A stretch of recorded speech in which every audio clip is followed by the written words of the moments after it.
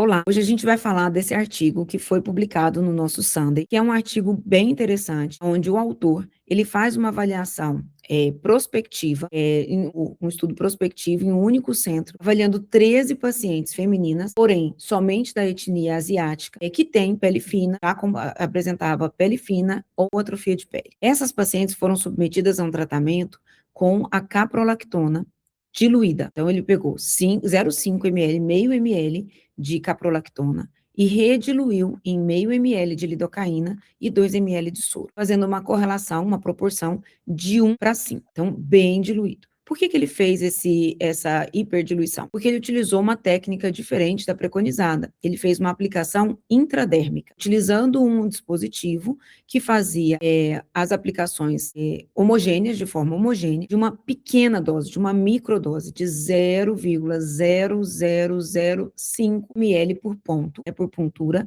e numa profundidade constante de 1 milímetro de profundidade. Ou seja, era superficial, mais padronizado e também com uma dose muito pequena. Por que ele fez dessa forma? Porque aplicando intradermicamente, a gente sabe que existe um risco aumentado de formação de nódulo. E aí ele avaliou as 13 pacientes um ano após a aplicação e somente 3 pacientes, ele fez uma avaliação ainda com 2 semanas e também com 4 anos. A caprolactona utilizada foi a partícula de tamanho M, ou seja, que tem normalmente duração de 2 anos. E aí ele fez uma medição de espessura dérmica através de microscopia óptica em biópsias, nas peles biopsiadas, e também uma avaliação histológica para poder avaliar se existia neocolagênese, neoelastinogênese e também neoangiogênese. Além disso, as pacientes foram submetidas a ultrassom dermatológico na região da face. Essas biópsias, elas foram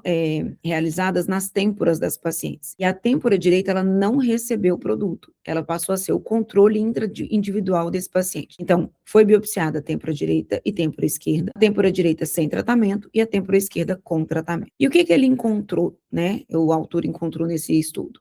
Que, em média, houve um espessamento dérmico de 26,74% através das biópsias, após 1 ano, e naquelas 3 pacientes que eles avaliaram após 4 anos, esse espessamento chegou a ser de 48%. A ultrassom também, ela corroborou com esse resultado encontrado, onde mostrou que teve um aumento de cerca de 21% de espessamento dérmico na região da face. Então, na têmpora, 26%, na face, em torno de 21%, através de medição de ultrassom. E na histologia, né, nas avaliações histológicas, foi observado que ainda existia as partículas de caprolactona até 4 anos após a aplicação, com presença de fibroblastos, células gigantes de corpo estranho e monócitos circundando essas partículas, ou seja, ainda existia uma reação inflamatória acontecendo até 4 anos após a aplicação. Houve evidências claras de neocolagênese, de neoelastinogênese, também de neoangiogênese nesses achados histológicos, e os eventos adversos foram muito leves e transitórios, e muito mais relacionados à aplicação do que ao produto, porque foi edema encontrado, né, edema e equimoses. Nenhuma complicação grave foi relatada ao longo do estudo. Porém, a gente precisa lembrar que essa técnica, ela exige muito cuidado, né, e habilidade para que não tenha risco de formação de nódulo. O que o próprio autor discute nesse estudo? Que ele tem realmente esse aumento de espessamento dérmico, né, tem a reação tecidual através das partículas de caprolactona, tem uma neocolagênese, uma elastinogênese e neoangiogênese.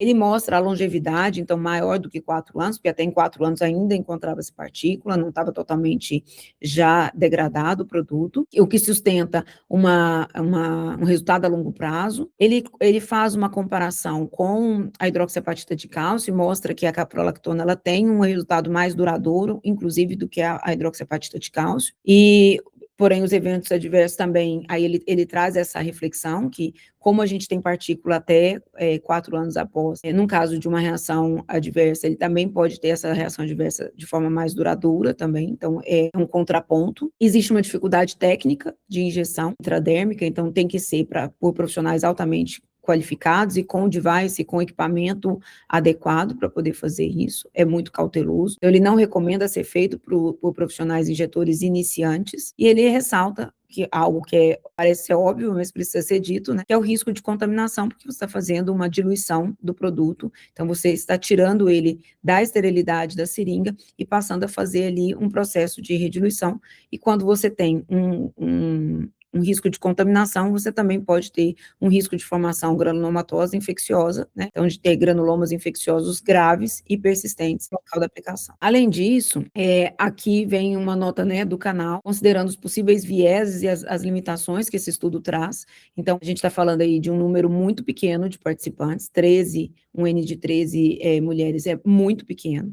Além disso, eu estou limitando as mulheres, né, então, limitando no sexo, limitando na etnia, porque só foram mulheres asiáticas, e eu não consigo extrapolar a generalização desse resultado, desses achados encontrados. Além disso, a injeção foi realizada por um único injetor, um único operador, e esse operador é o mesmo que avaliou os dados. Então, a gente está falando de um estudo onde eu tenho uma única pessoa injetando, então não é cego, ela sabe o que ela injetou, onde ela injetou, como ela injetou, as avaliações das histologias foi feita por esse próprio autor, e isso traz um viés, né, de indução de que ele queria provar que tinha resultado, então ele tem ali um risco, nós não estamos dizendo que tem o viés, mas um risco aumentado de viés, porque tem uma indução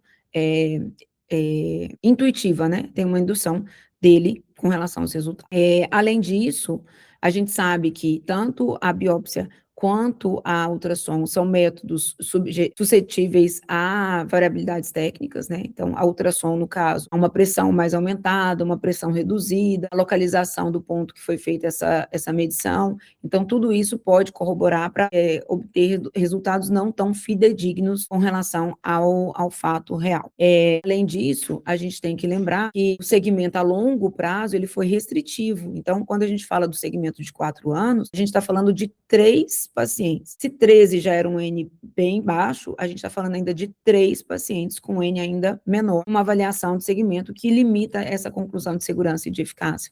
Eu não posso afirmar que esse produto realmente foi seguro e eficaz. E a técnica de aplicação com dispositivo de múltiplas agulhas, como a gente já falou, é realmente algo que depende muito do profissional operador, né, e que para garantir que a gente tenha ali um resultado seguro, né? Não só o resultado efetivo, mas também a segurança, sem formação de nódulos, sem pápulas superficiais e sem risco ali de um emaranhado de colágeno, né, produzido de forma mais superficial. E além de tudo isso, a gente não pode esquecer que é um estudo totalmente off-label, onde ele está usando um equipamento que não, para um instrumento para aplicação, que não é preconizado na IFO do produto, né, na instrução de uso do produto, não é preconizado pelo fabricante, e uma diluição, que também não é preconizado nem na IFO, nem pelo fabricante. Lembrando que o fabricante, desde o lançamento da caprolactona, sempre ressalta que é um produto que não deve ser diluído, que deve ser utilizado de forma pura.